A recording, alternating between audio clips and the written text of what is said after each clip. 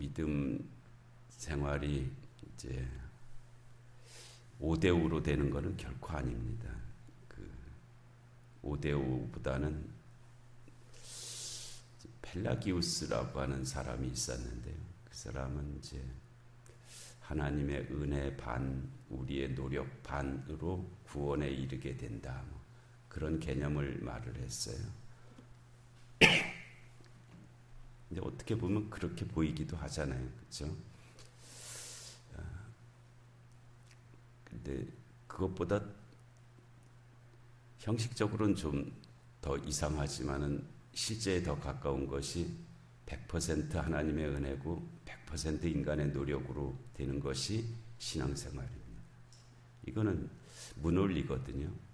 100 더하기 100은 200이 돼야 되는 거잖아요. 근데 100 더하기 100이 100이 된다 하는 그런 논리 구조를 가지고 있는데, 근데 실제적으로 그 의미는 와 닿죠. 우리가 믿음 생활하는 게 온전히 전적으로 하나님의 은혜로 신앙생활하는 거고요.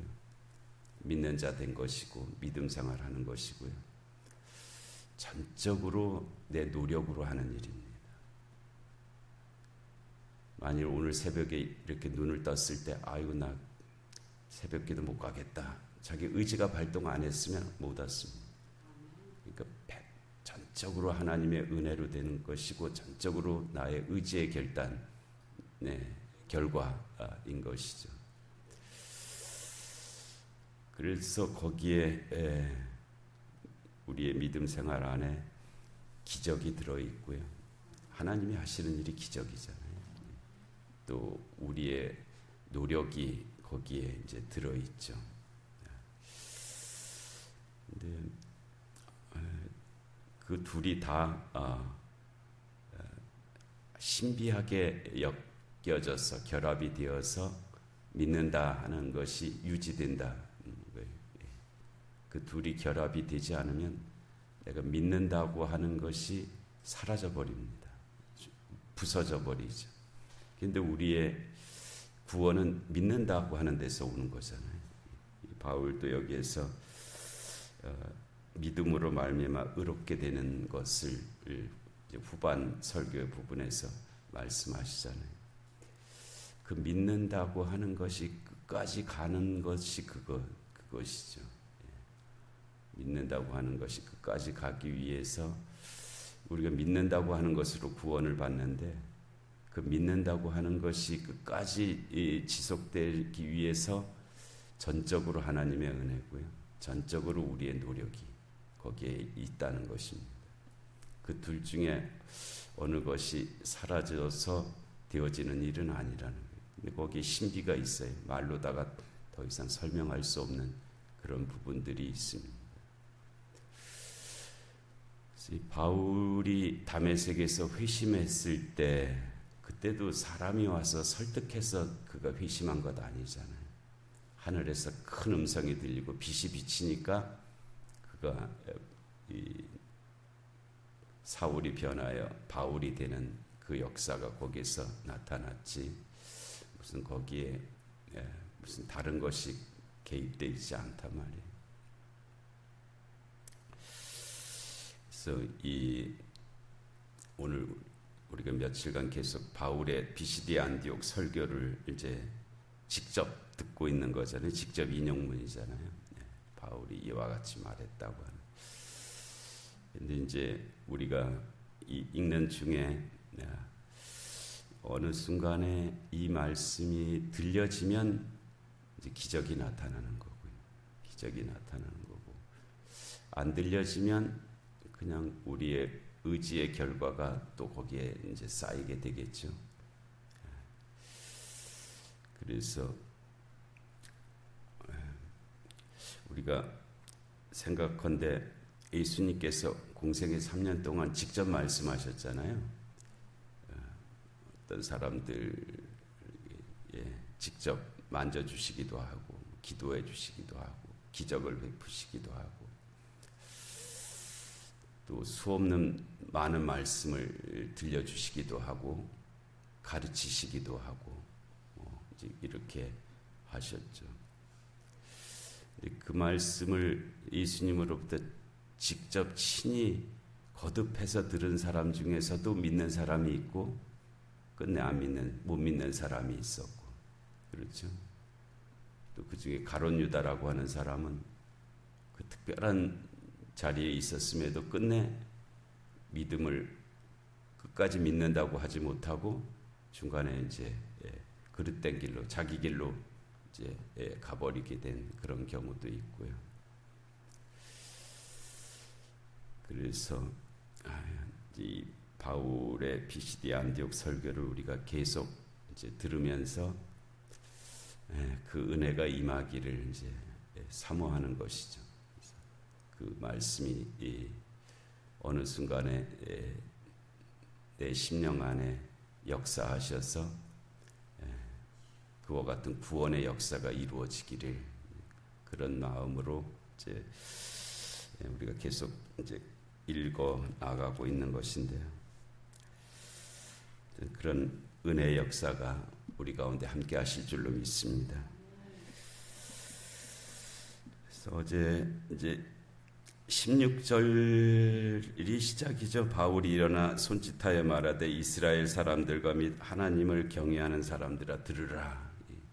들으라는 말, 이게 그 구약에서 이 들으라 하는 말, 이게 샤마라는 말이거든요. 샤마 이스라엘.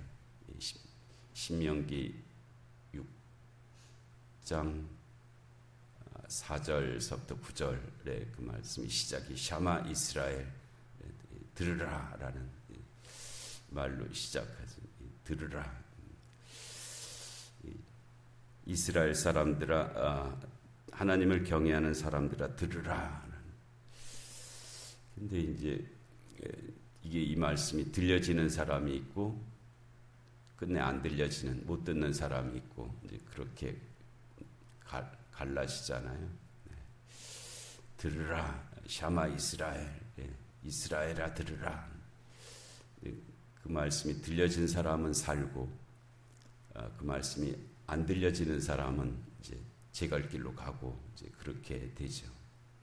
여기서도 바울이 사람들아 들으라 라고 이렇게 말씀하면서 이제 이 설교가 시작이 되는데, 이 설교가 들려지는 사람이 있을 것이고요. 끝내 이 설교가 안 들려지는 사람도 있을 것이고, 이제 그렇게 나중에 결과적으로 그렇게 갈라지죠. 양과 염소가 갈라지는 것처럼 결국 그렇게 이제 갈라지게 됩니다. 그래서 사람들아 들으라, 이 말씀, 어느 순간에 다윗이 물맷돌 돌리는 소리가 쌩쌩쌩쌩 이렇게 들리는 그 순간에 역사가 일어나는 것처럼 사람들아 들으라 하는 이 말씀이 아주 큰 소리가 되어서 내 심령을 울릴 때 이제 그때 들려지는 그런 역사가 있을 것입니다. 이 말씀이구나 하는 그 순간이죠. 그리고 이스라엘 백성의 하나님이 우리 조상들을 택하시고 애굽 땅에서 나그네된 그 백성을 높여 큰 권능으로 인도하여 내사 광야에서 약 40년간 그들의 소행을 참으시고, 어제 이 말씀까지 드렸잖아요. 근데 다른 어떤 성경에는 기르시고라고 되어 있다고 말씀드렸습니다. 도대체 광야 40년이 하나님께서 우리의 소행을 참으신 기간인가 아니면 우리를 기르신 기간인가, 그런 관점인데, 겉으로 보기에는 그게 둘이 갈라지는 것 같잖아요. 참으신 기간이라고 생각하는 사람도 있고 기르신 기간이라고 생각하는 사람도 있을 것인데, 그런데 둘이 사실은 합쳐지잖아요. 하나님이 우리의 소행을 참으신 것이 우리를 기르신 것입니다. 우리의 삶도 보면은 지난 기간 동안 우리의 소행을 참으셨기 때문에 우리가 여기 있잖아요. 그게 우리를 기르신 것이죠. 하나님이 우리를 기르신 것이 뭐 품 안에 앉아서 이렇게 이렇게 먹을 거를 주시면서 뭐 이런 것만이 기르시는 것이, 그런 것만이 기르시는 방식이 아니었고요. 이스라엘 역사에서 그들을 기르신 그 기간은 그들의 소행을 참으신 것이 그들을 기르신 그런 기간이었지. 만일 그들의 소행을 참으시지 않았으면 물론 때론 나타났었습니다. 불뱀에 물려서 죽기도 했고요. 땅이 갈라져서 죽기도 했고요. 뭐 여러 가지 이민족의 침입으로 죽기도 했고 뭐 여러 가지 일들이 있었죠. 그러나 큰 흐름 속에서 하나님이 그들의 소행을 참으신 기간이 그들을 기르신 그런 기간이었죠. 참으심과 그들의 소행을 참으심과 기르심은 사실은 같은 말입니다. 같은 말. 그렇기 때문에 성경이 어떤 사람은 이 성경을 번역하고 기록해 나가다 이건 참으심이라고 그렇게 기록을 한 것이고, 어떤 사람은 그 본래의 뜻은 기르신 것이다. 기르신다고 하는 것이 더 그때 하나님의 행하신 일을 더 적절히 표현하는 것이다. 그렇게 여겨서 기르시고라고 이제 그렇게 이 부분을 기록을 한 것이죠. 그래서 우리가 이 두 음성이 다 들려야 됩니다. 하나님께서 나의 소행을 그동안 참으셨구나라는 말씀도 고백이 되어야 되고요. 우리의 삶이 그렇잖아요. 또 한편으로는 그럼에도 불구하고 하나님이 그 기간 동안에 나를 길러주셨구나 라는 것도 발견할 수 있어야 됩니다. 그래서 내가 지금 여기에 있구나 라는 것이, 그것이 이제 깨달아져야 되는 거죠. 그게 믿어져야 되는 것입니다. 그게 믿는 거죠. 우리가 뭐 이렇게 그럴만해서 하나님께서 길러주시고 여기까지 있는 것이 아니잖아요. 하나님의 오래 참으심의 결과가 그의 기르심이고, 그래서 우리가 여기까지 왔고, 그렇다고 우리가 뭐 특별히 또 달라졌느냐? 그러지도 못했어요. 광야 40년을 지난 이스라엘 백성이 뭐 그렇게 달라졌습니까? 그렇게 별로 달라지지 않았어요. 그 모습 그대로 요단강 건너서 가나안 땅 들어갔거든요. 가나안 땅에 들어가서 뭐 그렇게 살았죠. 여전히 우리의 소행을 참으시는 그 일들이 계속 이어졌고요. 그 과정에서 기르심의 역사가 그 안에서 이루어진 것이고요. 그렇게 하면서 하나님의 구원이 그렇게 임하게 하시는, 그래서 오직 믿음이고 그 다음에는 오직 은혜거든요. 오직 믿음, 오직 은혜. 그래서 광야에서 약 40년간 그들의 소행을 참으시고 그랬어요. 그리고 가나안 땅 7 족속을 멸하사, 이스라엘 백성이 가나안 정복 전쟁을 하기는 했죠. 그렇지만 가나안 족속이 더 숫자도 많았고 힘도 세고 그런 족속이었단 말이에요. 가나안 7족속이. 그래서 이스라엘의 힘으로 그 족속을 물리칠 수가 없었습니다.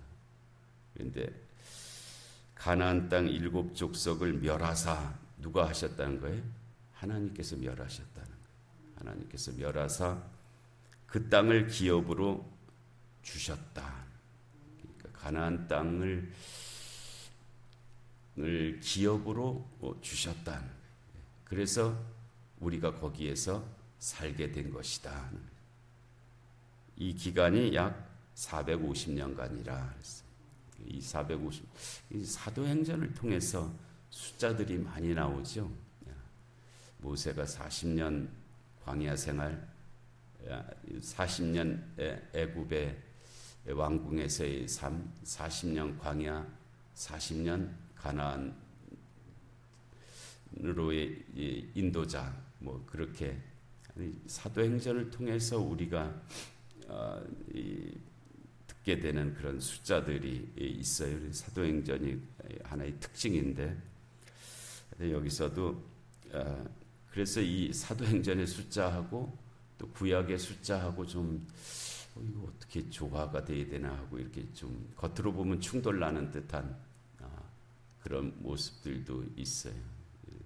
여기서도 이제 450년간이라라고 이렇게 딱 정확한 숫자로 표현했죠. 그래서 이스라엘 백성들이 저 애굽에 종살이 했던 기간과 광야 생활이 맞춰진 그 기간이 합쳐져서 450년간이라라고 그렇게 말씀을 하셨어요.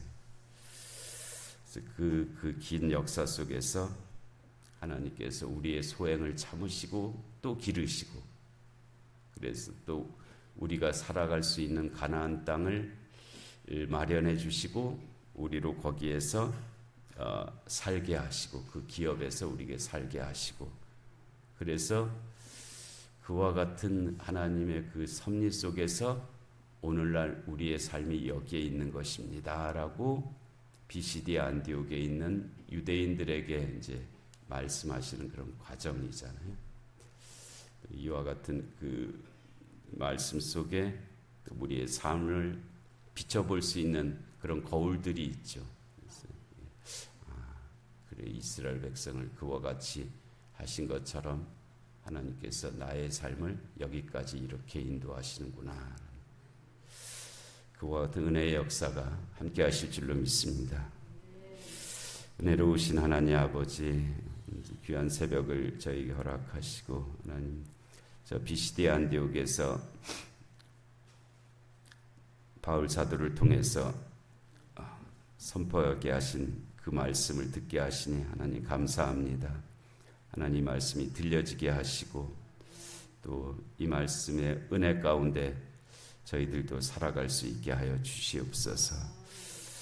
주일을 예비하는 날입니다. 저희 자신과 주변을 둘러보게 하시고 또 내일 거룩한 주일에 우리 모든 성도들이 참여할 수 있도록 은혜를 베풀어 주시옵소서. 영육간에 공고한 한우들을 참으로 긍휼히 여기시고 은혜의 은혜를 더하여 주옵시고, 하나님 이 나라 이 민족 가운데 주님의 공의와 정의가 임하게 하여 주옵시고, 전쟁과 기근과 질병과 재난의 땅들 가운데 주의 긍휼하심이 함께하여 주시옵소서. 하나님 이 새벽에 또 저희들 하나님 기도의 사명자로 세우셨사오니 저희들의 기도가 미치는 곳에 하나님의 구원의 손길이 함께하여 주시옵소서. 예수님의 이름으로 기도하옵나이다. 아멘. 주기도 하시겠습니다.